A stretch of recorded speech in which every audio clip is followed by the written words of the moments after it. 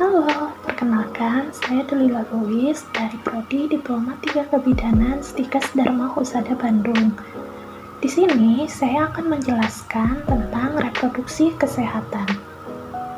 Pertama-tama, kita akan membahas tentang definisi reproduksi kesehatan menurut WHO.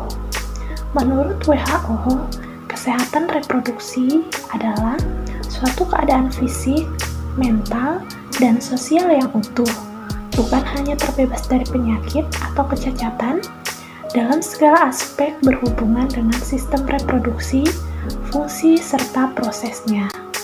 Definisi kesehatan. Kesehatan yaitu keadaan yang sempurna, baik fisik, mental maupun sosial, tidak hanya terbebas dari penyakit atau kecacatan. Dalam definisi ini, sehat bukan sekedar terbebas dari penyakit atau cacat. Kesehatan menurut undang-undang. Menurut undang-undang, kesehatan adalah keadaan sehat baik secara fisik, mental, spiritual maupun sosial yang memungkinkan setiap orang untuk hidup produktif secara sosial dan ekonomis. Kemudian, definisi reproduksi.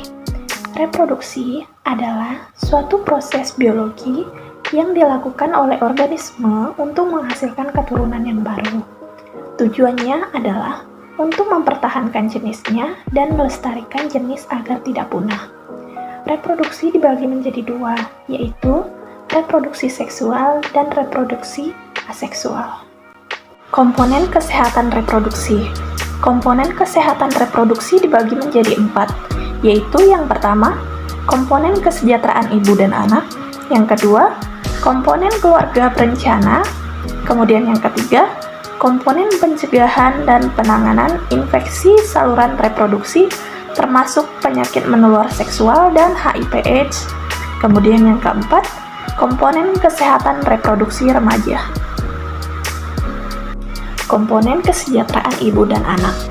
Peristiwa kehamilan, persalinan, nifas merupakan kurun kehidupan wanita yang paling tinggi resikonya karena dapat membawa kematian. Makna kematian seorang ibu bukan hanya satu anggota keluarga, tetapi hilangnya kehidupan sebuah keluarga. Peran ibu sebagai wakil pemimpin rumah tangga, ibu dari anak-anak yang dilahirkan, istri dari suami, anak bagi seorang ibu yang melahirkan, ataupun tulang punggung bagi sebuah keluarga. Semuanya sulit untuk digantikan. Tindakan untuk mengurangi terjadinya kematian ibu karena kehamilan, persalinan, harus dilakukan pemantauan sejak dini agar dapat mengambil tindakan yang tepat dan cepat sebelum berlanjut pada keadaan kebidanan darurat. Komponen yang kedua yaitu komponen keluarga berencana. Komponen ini sangat penting karena Indonesia merupakan urutan keempat dengan jumlah penduduk terbanyak di dunia. Untuk mengantisipasi kemungkinan timbulnya masalah tersebut, pemerintah mempersiapkan kondisi ini dengan program keluarga berencana yang ditujukan pada upaya peningkatan kesejahteraan ibu dan kesejahteraan keluarga. Calon suami istri agar merencanakan hidup berkeluarga atas dasar cinta kasih, serta mempertimbangkan masa depan yang baik bagi kehidupan suami istri dan anak-anak mereka di kemudian hari. Keluarga berencana bukan hanya sebagai upaya atau strategi kependudukan dalam menekan pertumbuhan penduduk agar sesuai dengan daya dukung lingkungan, tetapi juga merupakan strategi bidang kesehatan dalam upaya meningkatkan kesehatan ibu melalui pengaturan kapan ingin mempunyai anak, mengatur jarak anak, dan merencanakan jumlah kelahiran nantinya. Sehingga ibu mempunyai kesempatan untuk memelihara dan meningkatkan kesehatan serta kesejahteraan dirinya. Kemudian komponen yang ketiga yaitu komponen pencegahan dan penanganan infeksi saluran reproduksi termasuk penyakit menular seksual dan HIV/AIDS. Pencegahan dan penanganan infeksi ditujukan pada penyakit dan gangguan yang berdampak pada saluran reproduksi. baik yang disebabkan oleh penyakit infeksi dan non-infeksi. Kemudian komponen yang keempat yaitu komponen kesehatan reproduksi remaja. Upaya promosi dan pencegahan masalah kesehatan reproduksi juga perlu diarahkan pada masa remaja, di mana terjadi peralihan dari masa anak menjadi dewasa, dan perubahan dari bentuk-bentuk dan fungsi tubuh terjadi dalam waktu yang relatif cepat. Hal ini ditandai dengan berkembangnya tanda seks sekunder dan berkembangnya jasmani secara pesat, menyebabkan remaja secara fisik mampu melakukan fungsi reproduksi, tetapi belum dapat mempertanggungjawabkan akibat dari proses reproduksi tersebut. Informasi dan penyuluhan, konseling, dan pelayanan kritis perlu ditingkatkan untuk mengatasi masalah kesehatan reproduksi remaja saat ini. Selain itu, lingkungan, keluarga, dan masyarakat juga harus ikut peduli dengan kondisi remaja, sehingga dapat membantu memberikan jalan keluar bila remaja mengalami masalah.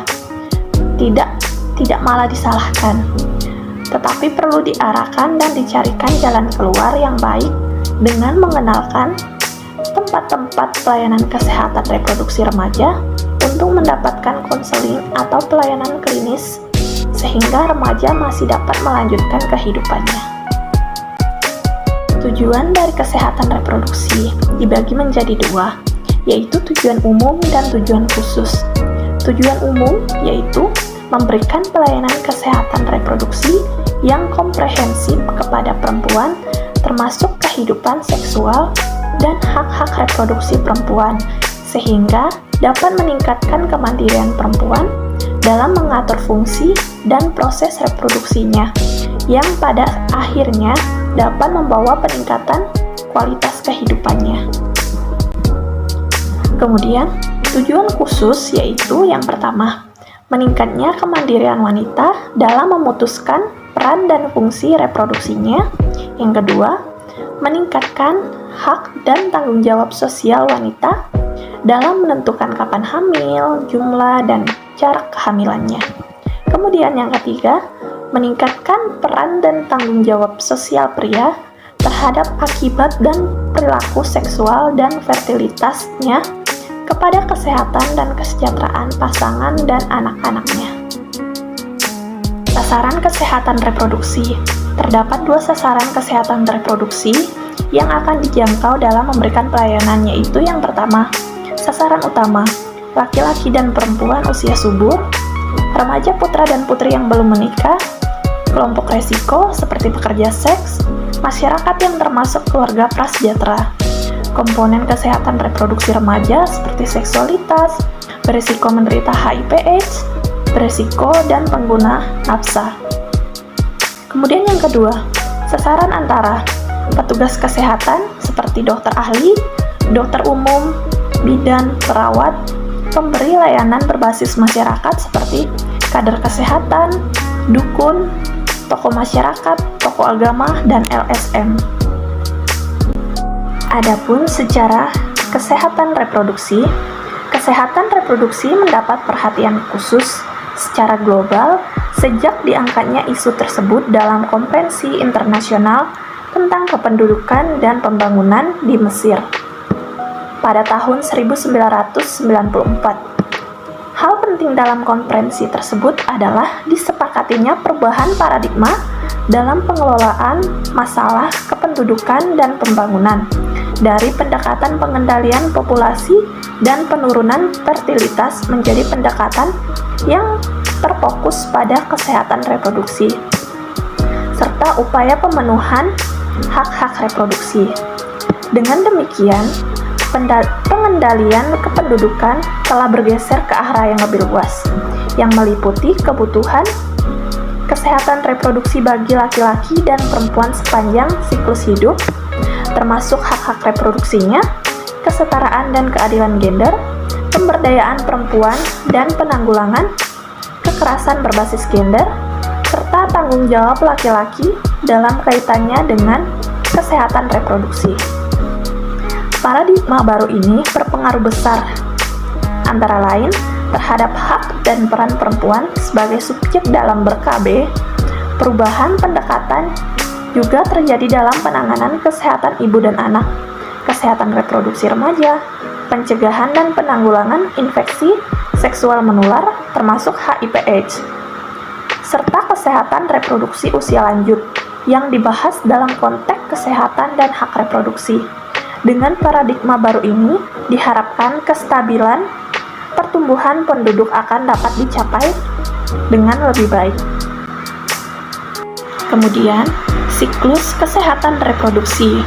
Siklus kesehatan reproduksi dibagi menjadi 5, yaitu masa konsepsi, masa bayi dan anak, masa remaja, masa reproduksi, dan masa usia lanjut.